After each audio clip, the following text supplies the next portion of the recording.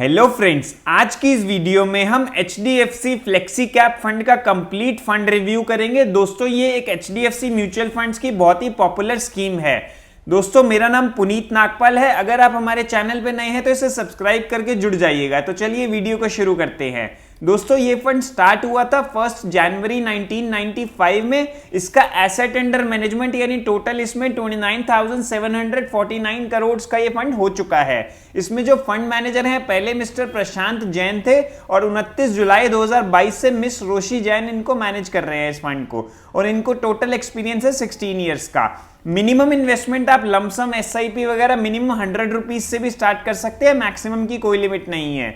इसमें बात करें large cap, mid cap, small cap के पोर्टफोलियो की, तो जो लार्ज कैप होती हैं टॉप की 100 कंपनीज, उसमें 71% का एलोकेशन है। मिड कैप जो होता है 101 से 250th कंपनी, वो 6.8% का एक्सपोजर है। और स्मॉल कैप जो फर्स्ट 250 स्टॉक्स के बाद के स्टॉक्स होते हैं उनमें 5% का एक्सपोजर है एट प्रेजेंट।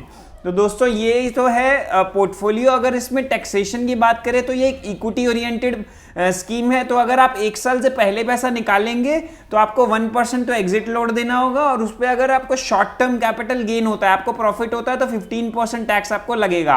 अगर 1 साल के बाद आप इसमें विड्रॉल करेंगे और आपको प्रॉफिट होता है तो 1 लाख तक का प्रॉफिट तो आपको टैक्स फ्री हो जाएगा। उसके ऊपर अगर प्रॉफिट हुआ तो आपको 10% लॉन्ग टर्म कैपिटल गेन देना होगा। चलिए अब बात कर लेते हैं स्टॉक्स की। तो इसमें एट प्रेजेंट 53 स्टॉक्स में इन्वेस्टमेंट है। टॉप के 10 स्टॉक्स का 50% का पोर्टफोलियो है। टॉप के 3 सेक्टर्स की बात करें तो 40% का इसमें एक्सपोजर है।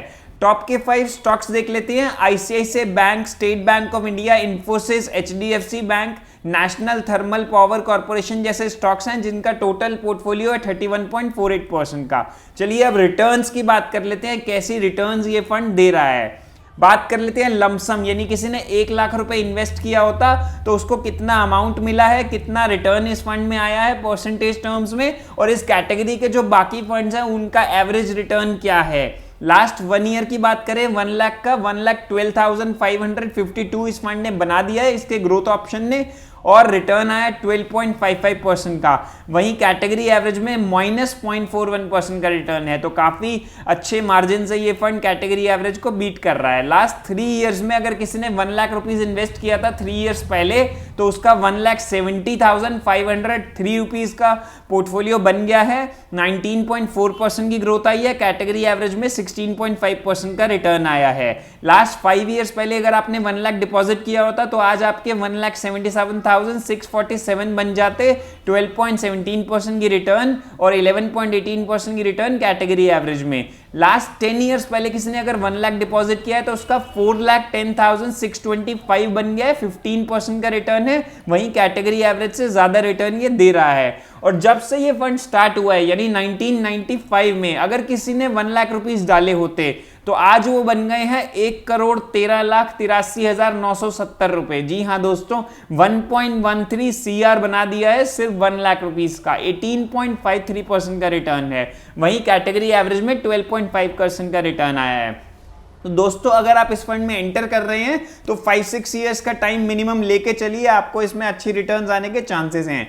चलिए अब SIP की बात कर लेते हैं। अगर किसी ने सिर्फ 1,000 महीने की SIP करी है तो उसका कितना पैसा बना है, कितनी रिटर्न आई है। लास्ट 1 ईयर पहले अगर किसी ने करा है तो 13,400 का कॉर्पस बना है, 23.3% की रिटर्न मिली है। 3 साल पहले अगर किसी ने 1,000 पर मंथ की SIP करी तो 36,000 का 54,300 बना है, 28% की रिटर्न आई है। लास्ट 5 इयर्स पहले अगर आपने SIP स्टार्ट करी होती तो 60,000 आपका गया, 97,500 का वैल्यू बना है, 19.4% की रिटर्न मिल रही है। लास्ट 10 इयर्स पहले अगर आपने SIP 1000 की शुरू करी होती तो 2,72,000 बन गया है, 15.6% की रिटर्न है। और जब से ये फंड स्टार्ट हुआ है 95 से, अगर आपने 1000 पर मंथ की SIP करी है तो बहुत ही बड़ी रकम बन गई है आपकी, 1,16,68,300 रुपीज।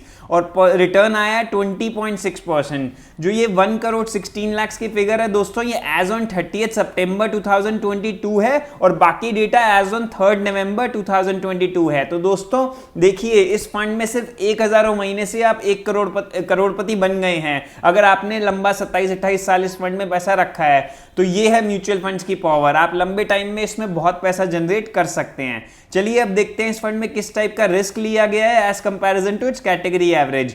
स्टैंडर्ड डेविएशन देख लेते हैं दोस्तों। स्टैंडर्ड डेविएशन बताता है कि फंड कितना वॉलेटाइल है, उसमें कितना रिस्क लिया गया है। तो देखिए कैटेगरी एवरेज से थोड़ा सा इसका स्टैंडर्ड डेविएशन ज्यादा है, 22.45 का है, तो हाई वॉलेटिलिटी इसमें आप कह सकते हैं। शार्प रेशियो की बात करें तो दोस्तों बताता है शार्प रेशियो की average return risk free rate, यानी एफडी वगैरह के मुकाबले आपको कितना अच्छा रिटर्न मिल रहा है। तो शार्प रेशियो भी इसका पॉजिटिव है, 0.63 का है, कैटेगरी एवरेज से ज्यादा है, यानी बेटर रिस्क एडजस्टेड रिटर्न्स हमें मिल रहे हैं। रिस्क लिया गया है तो रिटर्न्स भी अच्छे मिल रहे हैं। अल्फा बताता है कि बेंचमार्क से कितना ज्यादा ये फंड आपको रिटर्न दे रहा है। तो इसका अल्फा है 1.51, कैटेगरी एवरेज का है 0.008। तो अगेन आपको ये दर्शाता है कि इस फंड में रिस्क लिया गया है तो उससे काफी अच्छे रिस्क एडजस्टेड रिटर्न्स भी हमें मिल रहे हैं। तो दोस्तों ये थी आज की वीडियो, आई होप आपको अच्छी लगी हो तो लाइक करें, अपने फ्रेंड्स एंड फैमिली के साथ शेयर भी करें और आप उनको भी बताएं कि देखिए कैसे आप म्यूचुअल फंड से अच्छा पैसा कमा सकते हैं। और अगर आपने अभी तक हमारा चैनल सब्सक्राइब नहीं किया है तो उसे सब्सक्राइब भी कर लीजिएगा। Thank you for watching friends, good bye.